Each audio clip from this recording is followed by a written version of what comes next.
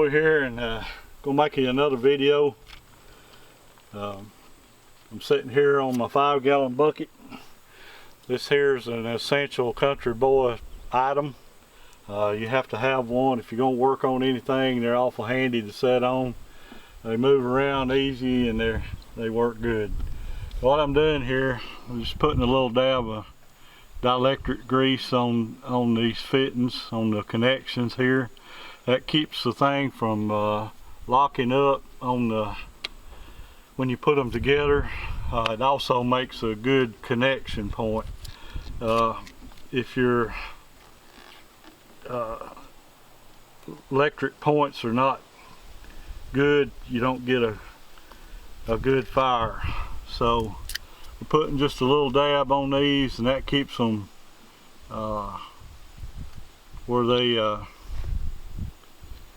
where it makes a good connection.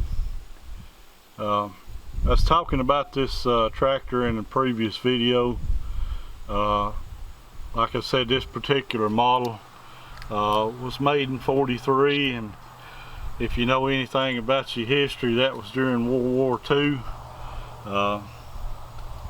World War II was a rough time on our country, and we had to do a lot of sacrificing during that time. This one's hard to get off, but a lot of people had to do rationing, and tractors were one of them. You had to prove that you needed to buy a tractor back in that time, because things were rationed. Even food was rationed back then.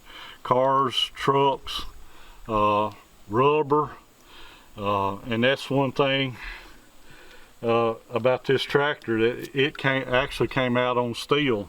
It didn't have rubber tires on it. Rubber was a very valuable commodity back then, and you had to actually put in, and I believe that they had like a lottery for these tractors. Also, one of my things that's favorite things to do is to read up on things that happened during World War II and sacrifices that were made by different people and different companies, what they did to help in the war effort. International Harvester, I've read articles on them. They actually had training classes for women that when they were doing the farming, when their men was gone to war, they had training classes and safety classes for these women, so they could continue farming and not slow down production any. It was a very big deal to keep these farms running and keep the people fed. And that one is not coming off.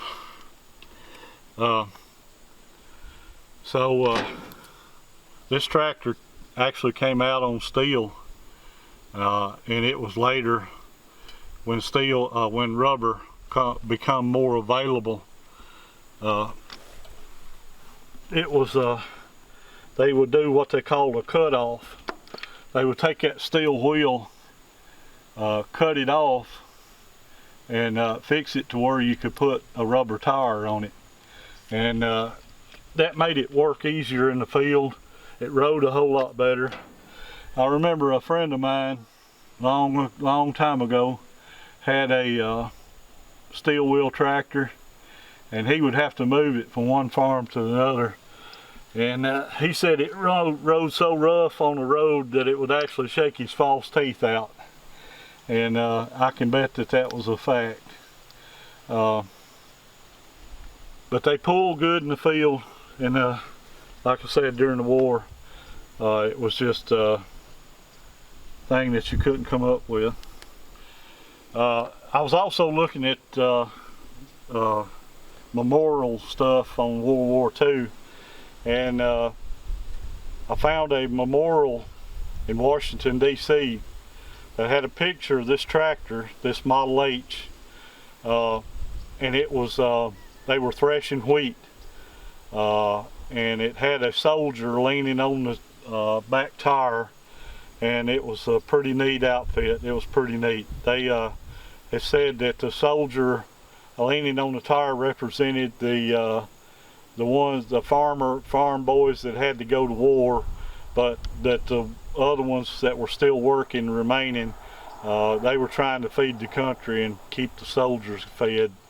So this, this old tractor, it's a little bit more than just a piece of steel.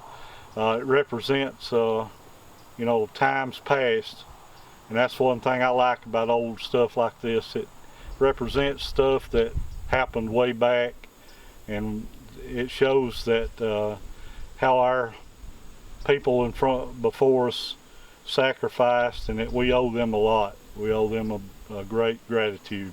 That was the greatest generation, and I still think so today.